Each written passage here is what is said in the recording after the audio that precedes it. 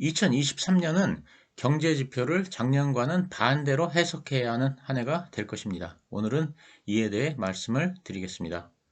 2월 1일 FOMC 회의 후 주식시장이 폭등을 했습니다.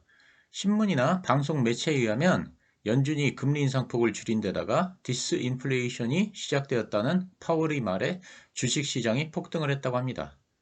근데 0.25% 인상은 이미 예상되었던 것이기 때문에 사실상 디스인플레이션이라는 말에 주식시장이 반응을 했다고 보는 것이 옳습니다.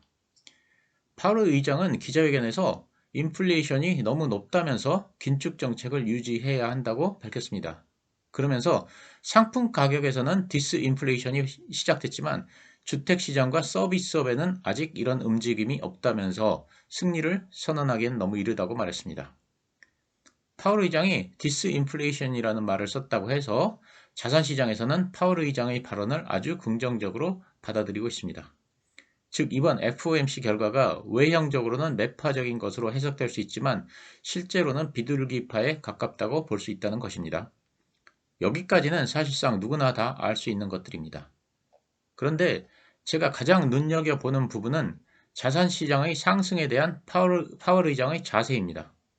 우선 작년 9월로 돌아가 보겠습니다.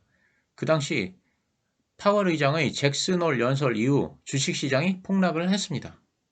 작년 8월에 잠깐 동안 주식시장이 상승하는 시기가 있었습니다. 그러자 파월 의장은 8월 26일 잭슨홀에서 열린 심포지움에서 인플레이션과 싸우는 것은 연준의 최우선 과제이며 고통이 따르더라도 계속 금리를 인상하고 재정을 축소할 것이라는 말을 해서 자산시장을 억지로 폭락시켰습니다. 파월 의장의 이 말 이후 S&P는 3일 동안 5%가 하락했고 나스닥은 7%가 하락했습니다. 그러자 연준의 인사들은 이러한 주식시장의 폭락을 축하했습니다. 즉 인플레이션을 잡기 위해서는 자산시장의 하락이 반드시 필요하다는 것이었습니다. 미네아폴리스 연준의 닐 카시카리 총재는 주식시장이 폭락을 해서 정말 기뻤다는 말을 공개적으로 하기도 했습니다.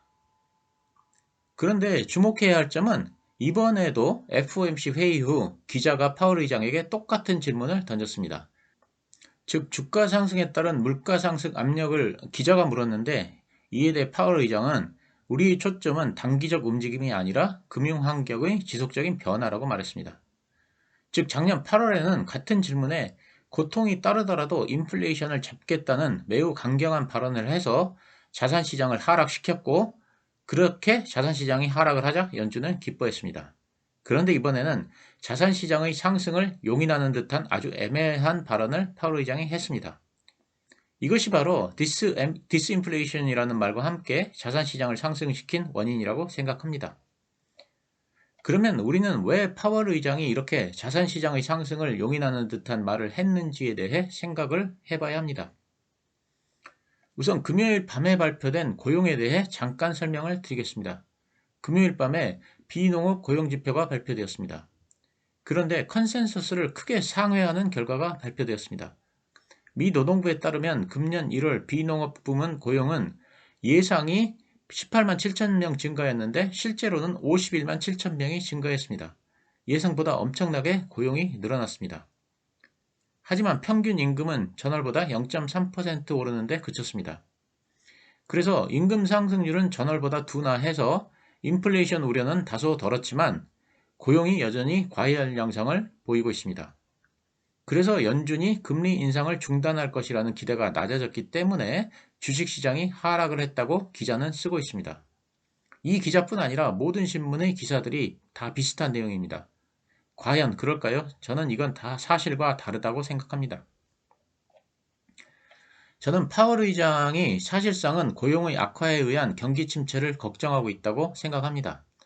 지금 미국의 모든 빅테크들이 다 대량 해고를 하고 있습니다. 아마존, HP, 메타 등 아마도 애플을 제외하고는 모든 빅테크들이 모두 다 대량 해고에 나서고 있습니다. 특히 연준이 계속해서 금리를 올리자 빅테크들이 해고를 더욱더 강하게 하고 있습니다.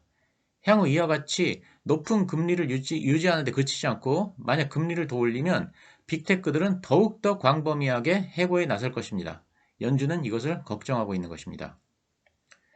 빅테크뿐 아니라 금융회사들도 적극적으로 구조조정에 나서고 있습니다. 최근에 골드만삭스가 2008년 이후 최대 규모인 3,000명의 인원을 감축하기로 했으며 모간 스탠리도 1,600명을 감축하고 HSBC도 200명을 감축한다고 발표했습니다. 세계 최대의 자산운용사인 블랙록도 감원대열에 합류했습니다. 블랙록은 직원 500명을 감축하기로 했습니다. 최근에는 빅테크와 금융회사에 이어 제조업에서도 감원 바람이 불고 있습니다.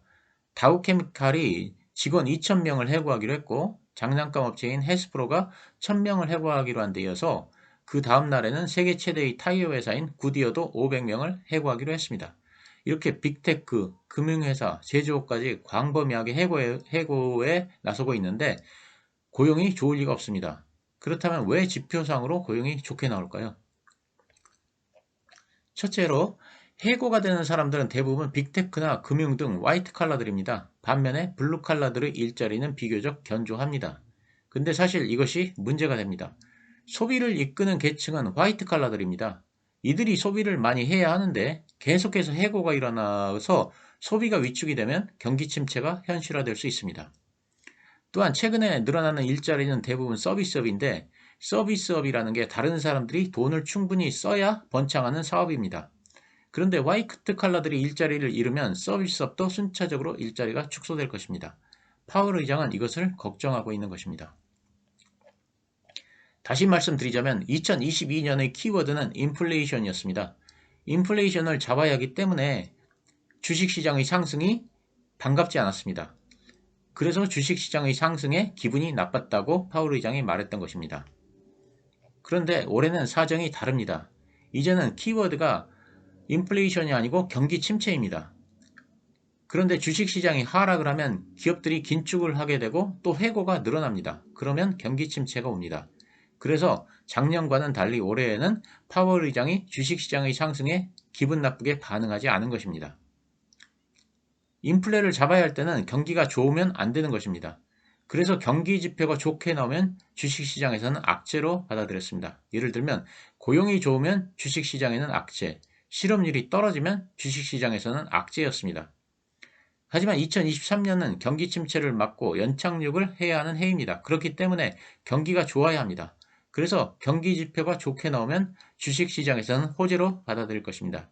예를 들면 고용이 좋으면 주식시장에서는 호재, 실업률이 떨어지면 주식시장에서는 호재일 것입니다. 2022년과는 정반대입니다. 결론입니다. 2023년에는 지표 해석의 방법이 완전히 거꾸로 될 것입니다.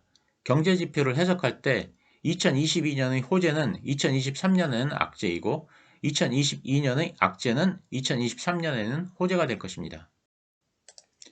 다시 말씀드리지만 고용이 좋으면 2022년에는 악재, 2023년에는 호재일 것입니다. 작년에 해석했던 방법을 그대로 사용하면 안 된다는 말씀을 드립니다. 이제는 금리도 더 이상 우리의 관심이 아닙니다. 3월에 금리를 한 번만 올리든 아니면 올리지 않든 아니면 두 번 계속 올리든 이제는 주식시장에 큰 영향을 주지 않습니다. 오히려 금리를 내리면 주식시장에 악재가 될 가능성도 꽤 있습니다. 왜냐하면 이제는 사람들이 얼마나 경기가 안 좋으면 금리를 내릴까 이렇게 받아들일 가능성이 크기 때문입니다. 경제지표를 해석하는 방법이 바뀌었습니다.